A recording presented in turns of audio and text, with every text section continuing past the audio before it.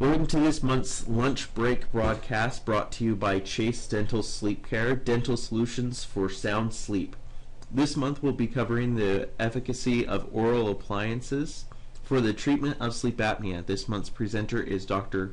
Gary Lowder. Dr. Lowder lectures to dentists and staff as well as other interested groups on Temporomandibular Disorders, TMD, dental rehabilitation procedures, split therapy, and TM joint imaging techniques. He has created a patient TMD screening protocol for dentists and physicians to enable rapid evaluation and diagnosis. His current research interests include combining the benefits of split therapy and biofeedback in the treatment of TM disorders, and the variability of integrating user-friendly articulatory systems in the analysis of dental occlusion prior to major restorative dental treatment. Dr. Lowder provides dental sleep medicine intraoral appliance therapy by physician referral at the Sleep-Wake Center at the University of Utah and at his private practice locations. Oral appliances and obstructive sleep apnea. This webinar will address this topic as it relates to dental use for oral appliances in collaboration with medical diagnosis and treatment of obstructive sleep apnea. As a disclaimer, I would state that I am not an expert in treating obstructive sleep apnea.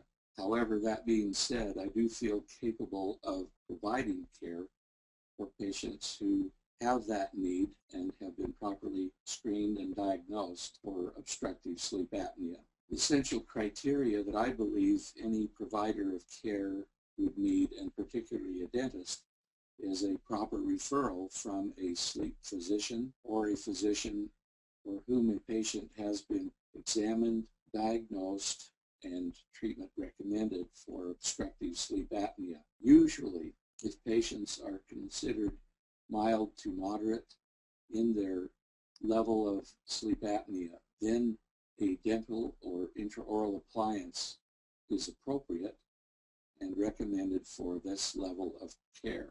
When a patient has been diagnosed with severe sleep apnea, CPAP is the treatment of choice and provides the patient with continuous positive air pressure that will allow for improvement of their symptoms and their overall health with regard to controlling the effects of sleep apnea. However, many patients are intolerant to the use of CPAP, either because of the level of air flow, which is irritating or intolerable, or because of the equipment management involving the face mask and the air hose attached to that mask. These patients have the option of no treatment or a dental oral appliance. This dental alternative then is a good option for patients and is best managed by a trained dentist. Another possible use for intraoral appliances in the treatment of obstructive sleep apnea is to use it in combination with CPAP therapy as an adjunct to that CPAP therapy. In my own practice, a patient was referred to me because he was using a CPAP with good compliance, but the air pressure was at 22 centimeters of oxygen per minute, and the air leakage and the noise it created was disruptive to his own sleep and to his wife's sleep, and he was debating whether or not to continue usage even though he was compliant. In addition, he had developed jaw pain from the setting that he used to try and hold his mask tightly against his face, which covered both the nose and the mouth, and as a result was retruding the mandible and creating jaw problems. My role as a dentist was to create an intraoral appliance that would support the forward positioning of his jaw, protecting against the pressure of the mask and reducing the tendency for it to cause jaw, joint, and muscle problems. What we found was after he wore the dental appliance and returned to the sleep center for a study to determine the effectiveness, they were able to lower the airflow to 12 cubic centimeters, which as a result also eliminated the leakage. And his statement was, "I can live with this." And it really was true, and it was an excellent indication for how using an intraoral appliance can help to protect the jaw as well as allow for lowering of the CPAP airflow setting, because the airway opening created by the mandibular repositioning due to the intraoral appliance is increased, and the airflow then did not have to be set at such a high setting.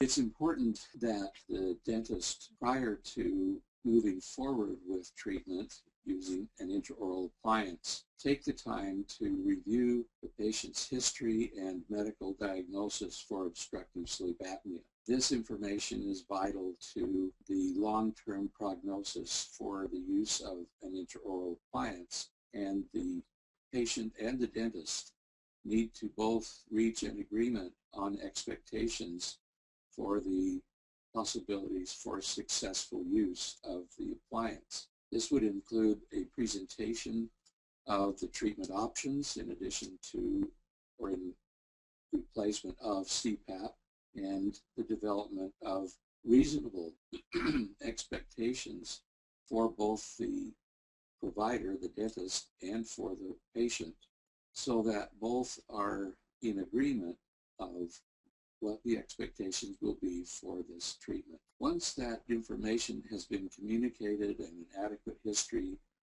has been shared, the dentist then has a better idea of what their expectations will be.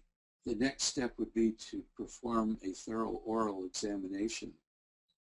It's important to determine from the very beginning that the oral structures are capable of maintaining an intraoral appliance. There needs to be evidence of healthy teeth in sufficient numbers that the upper and lower trays of the appliance, regardless of which method or appliance design is used, are sufficient to sustain continuous wear of these appliances through the sleeping time for the patient. Intraorally, dentists should look for healthy or well-restored teeth that are not in immediate need for further restorations. If there are periodontal issues, then this will compromise the long-term stability and use, especially if those periodontal issues are advanced to the point that tooth loss is anticipated.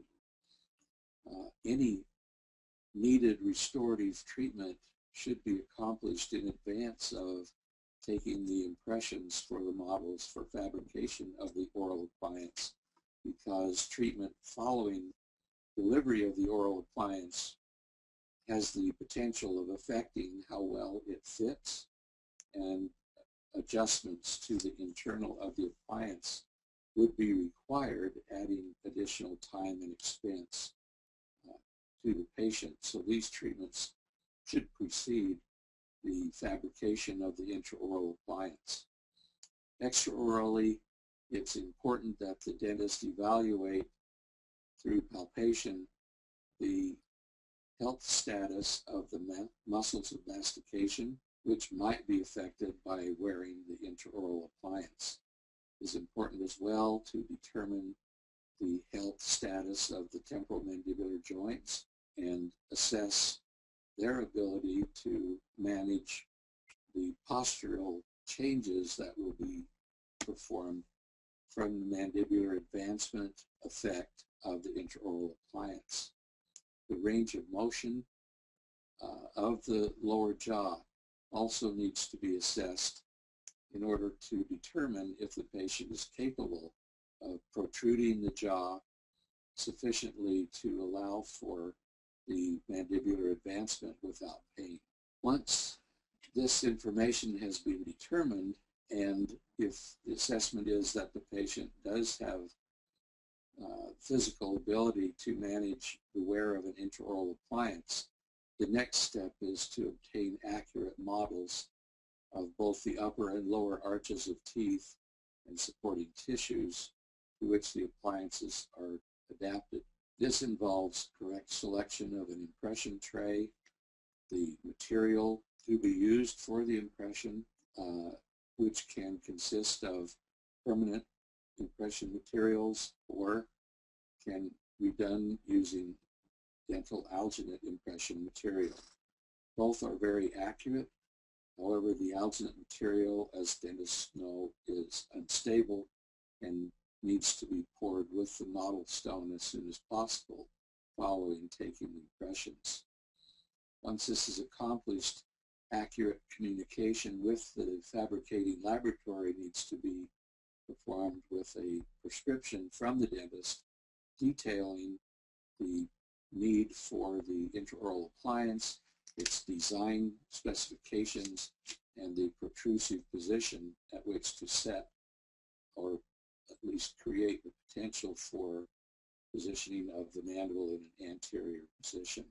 This entails also in the initial record taking that the dentist performed a registration of the protrusive positioning of the mandible at the initial setting from which he would want the intraoral appliance to be set for mandibular advancement.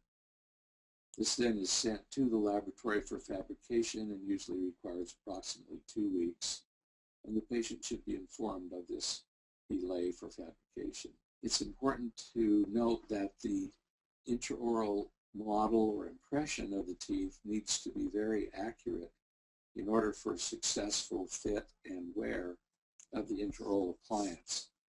A poor fitting appliance will reduce compliance and will not be as effective as one that fits comfortably and allows the patient the comfort needed to maintain the forward mandibular position. For dentists listening to this webinar, it is also important that you understand that any positive bubbles on the teeth should not be adjusted because over-reducing those will affect the fit of the appliance. An upper impression is needed as well as an opposing lower impression, and each should maintain excellent detail for accuracy in the fit of the finished appliance as it's returned from the lab.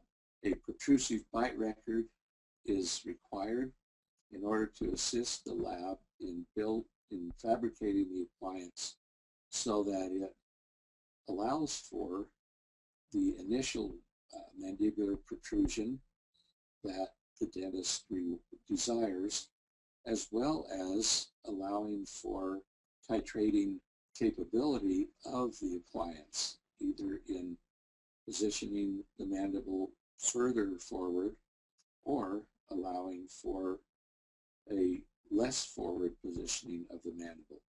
And almost all of the intraoral orthotics now designed for treatment of obstructive sleep apnea have some method of titration built into the appliance that allows the patient to do a simple adjustment in their own home to improve the comfort while wearing the appliance from any problems that may incur as a result of protruding the mandible or advancing the mandible into this protruded position. As you can see from this model, the protruded position from the patient's normal habit bite is approximately 3 to 4 millimeters, and this is a standard forward positioning at which to start.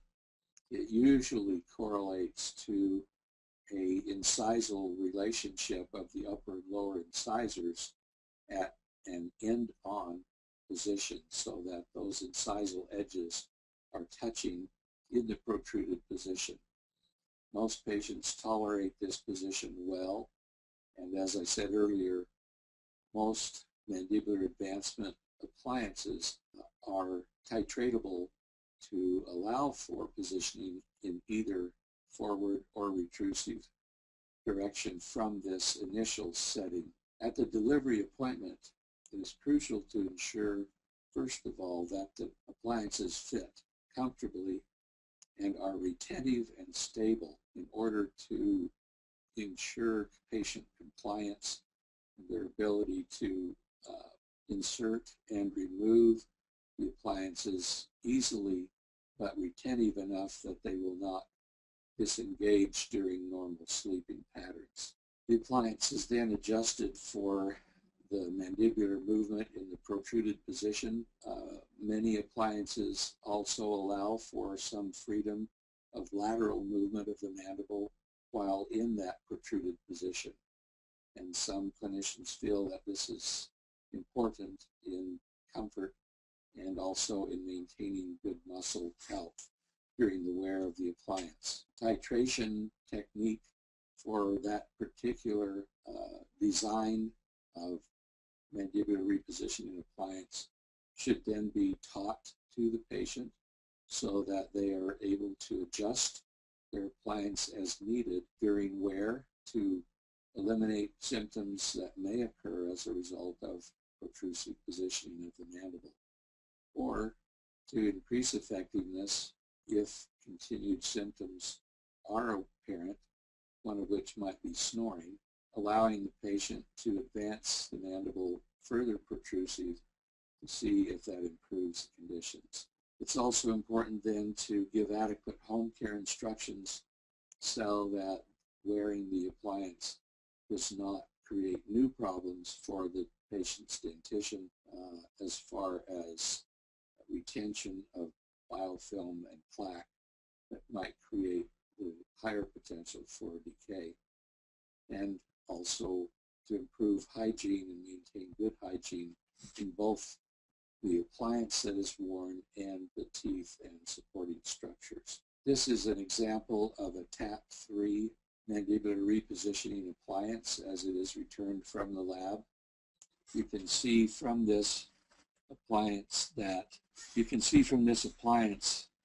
the maxillary appliance itself has an adjustable titrating device and can be easily adjusted by moving this engaging hook either anteriorly or posteriorly as it's seated in the female receiver portion of the mandible, and that allows for the positioning of the mandible at either a more comfortable or a more effective protrusive position.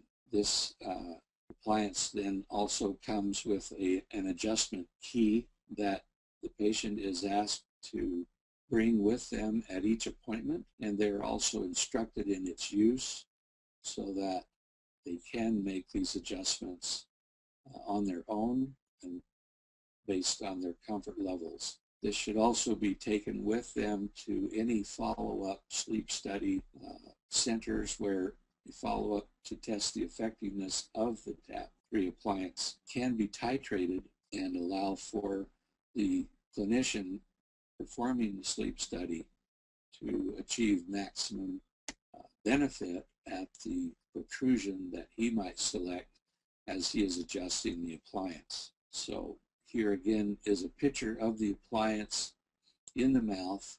This is the port where the adjusting key can be inserted, and the patient can then move the mandible either forward or back for maintaining better comfort levels. You should also note that there's very little space between the tooth and the appliance internal structure. The fit should be very accurate to increase the stability and comfort of the appliance. Many patients will complain sometimes of discomfort in the gingival papillae because this area has been fitted so accurately that there can be pressure on these tissues, and this can be adjusted with an appropriate dental burr to relieve some of that pressure. In cases where crowding is present, adjustments to the internal of the appliance may be needed to relieve pressure on individual teeth. Without these adjustments, patients will complain of additional pain in the teeth from appliance wear, and an adjustment within limits can relieve that discomfort without reducing the retention of the appliance. And these adjustments should be done very carefully. This is still considered adequate as good stability is established, even though you can see a slight space here. Again, another example of the adjusting capabilities. By inserting the adjusting device into the anterior portion of this appliance, the positioning of the engaging hook on the maxillary tray can be moved forward, which would increase the protrusion of the mandible, or it can also be removed or moved backward in order to reduce the protrusion of the mandible, again according to the patient's comfort levels and also according to the desired need for correction of symptoms that might be improved as advancement occurs. This positioning of these posterior support tabs, it is not represented accurately in this photo excuse me, because these teeth were opened in order to demonstrate the adjusting capability. I'd like to look now at a comparison study of TAP3 appliance and the CPAP as it relates also to a room air sleep study. In a sleep of approximately 7 hours, 6 hours and 53 minutes, on room air, this patient's highest SpO2 was 97%, their lowest was 72%, mean of 89.4. The number of desaturation events lasting less than 3 minutes were 104, and those lasting longer than 3 minutes were 16. There was a total time of SpO2 below 90 of 3 hours, 1 minute, and 24 seconds. The time below 88 SpO2 was 1 hour, 1 minute, and 36 seconds, and there was a desaturation event index of 15.1 events per hour. In a similar sleep time study on the same patient with 7 hours and 1 minute of sleep, the highest SpO2 was increased to 98, the lowest increased to 77, the mean increased to 90.6. The number of desaturation events were decreased by slightly more than half at 51 as compared to 104 without the appliance, and 11 desaturation events greater than 3 minutes as opposed to 16 without the appliance. A dramatic shift occurred in the time at which the SpO2 was below 90, going to 1/3 that of the room air test at 58.16, as opposed to 3 hours, less than 1 hour. The time below 88 was reduced from 1 hour to 23 minutes, and the desaturation events, again, were less than half at 7.3, as opposed to 15. In looking at the same test on the same patient at a different night with 6 hours and 12 minutes of sleep and a CPAP set at 10 centimeters of oxygen flow, the highest SpO2 was similar at 98, the lowest was improved to 88, the mean was improved to 93, the number of desaturation events were significantly reduced to 13 of less than 3 minutes, 7 of greater than 3 minutes, and the total time less than an SpO2 of 90 was reduced from 3 hours to 1 minute, and the time SpO2 reduced from 88 was reduced from 1 hour to 0.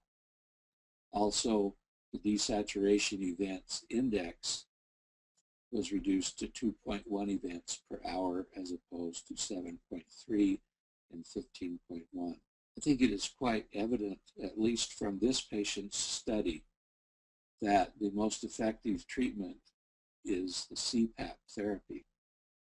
This patient was diagnosed with severe sleep apnea and was tolerant to the CPAP therapy, but happened to be desirous of a TAP3 appliance as well, and testing was done to measure its effectiveness with respect to the CPAP.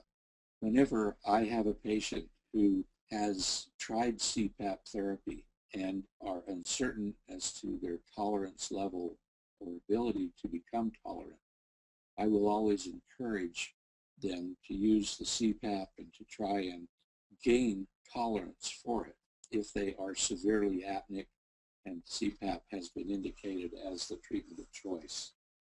I will often share this information with them as an example, but I will explain to them that it is variable and that all patients do not respond the same when it comes to different modes of therapy for obstructive sleep apnea. That being said, there's a clear indication from this information that using a CPAP is the best and most effective means of treating obstructive sleep apnea. However, when there is CPAP intolerance, or with patients who are mild to moderate and do not require that level of treatment effectiveness, a TAP3 appliance or some other design of appliance will allow for a significant reduction of the symptoms or signs of obstructive sleep apnea, and a certainly better choice than no treatment at all. In my own practice, I prefer the anterior attachment system for attaching the upper and lower trays of the mandible of the appliance, because I believe that it has less negative effect on the muscles and the joint tissues. You are essentially just hanging your mandible on a hook, similar to hanging your coat on a closet rod, and there is no muscle effort required and no muscle forces being utilized in order to just rest your mandible in that position through the night. Also, with anterior proprioceptive deprogramming of the muscles, there is less tendency for clenching and strain on the masticatory muscles and jaw joint tissues. One excellent source for information with regard to treating patients who are suffering from obstructive sleep apnea is a textbook entitled Sleep Medicine for Dentists, a practical overview. Authors are listed here, and it was published in 2009 by Quintessence Publishing.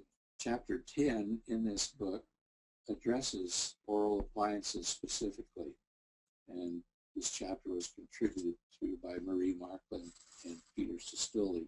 In this chapter, this chart was also shown to indicate the effectiveness of mandibular repositioning appliances as compared to the CPAP therapy.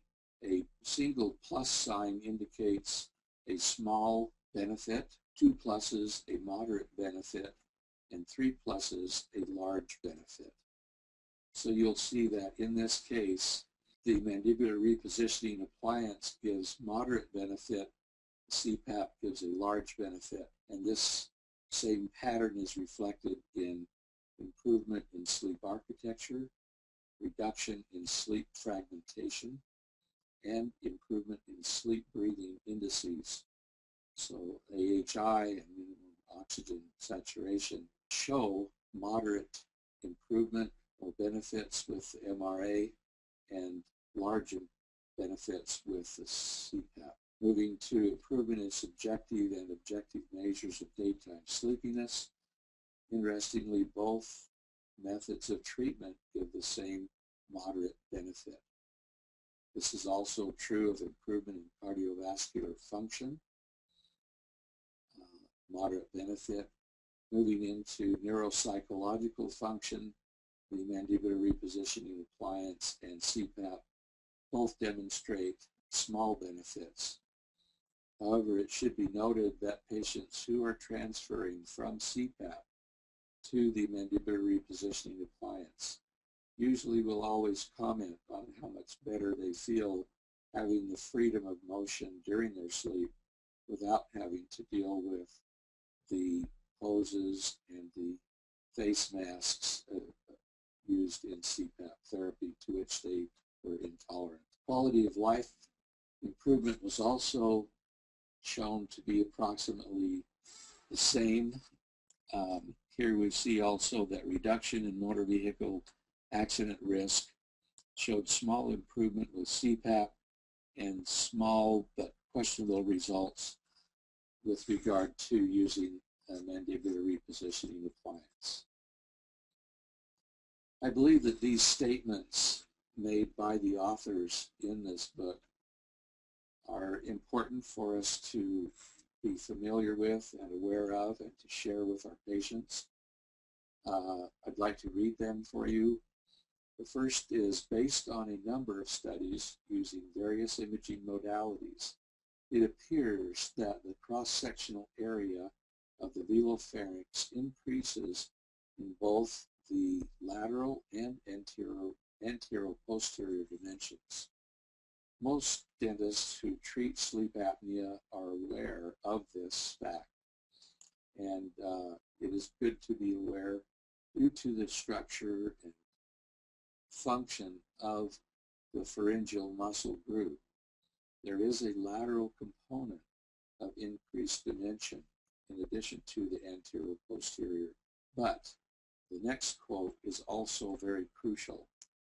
The changes in airway configuration produced by these appliances seem to show inter-individual variability, which is likely a major factor in the inconsistent clinical response associated with this treatment modality. I think that this statement helps to give us some insight into why some patients show significant benefit from the mandibular repositioning appliance while others do not. This is very important that we stress with our patients this potential variability and that there are no guarantees with regard to the effectiveness of this modality in their treatment. The only guarantee that I offer my patients is that I will do everything I can to assist their body in healing itself or in managing the problem with which I am treating them for. These appliances are a tremendous blessing to people who are intolerant to CPAP but still need therapy. They're a wonderful first method of treatment for patients who have mild to moderate sleep apnea and have been referred to the dentist for this alternative of care. I think it is also very important that any dentist and any patient utilizing this method of therapy follow up the placement of the appliance with a follow-up study to determine the effectiveness of the intraoral appliance.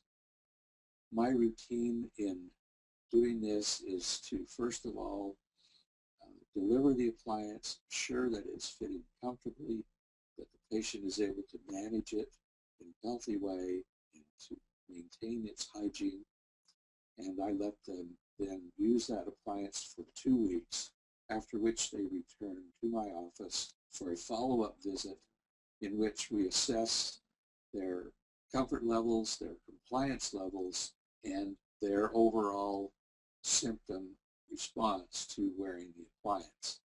Appropriate adjustments are then made, and another 2-week period is given for them to continue wearing the appliance.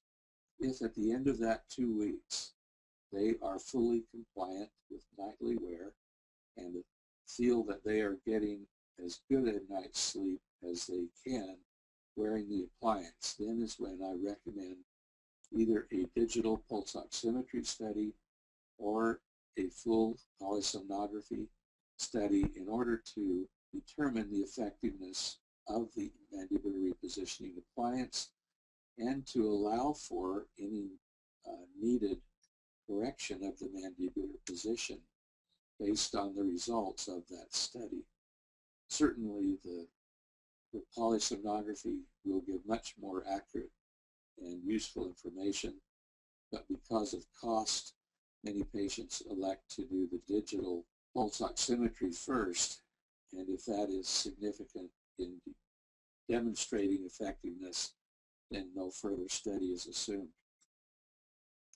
I also believe then that these patients should be followed on an annual basis to determine the functionality and the hygiene and the effectiveness of the appliance, so that long term we see the benefits for these patients. And that completes my presentation. We would like to thank Chase Dental Sleep Care for making this broadcast possible. Thank you for attending, and don't forget to sign up for future broadcasts.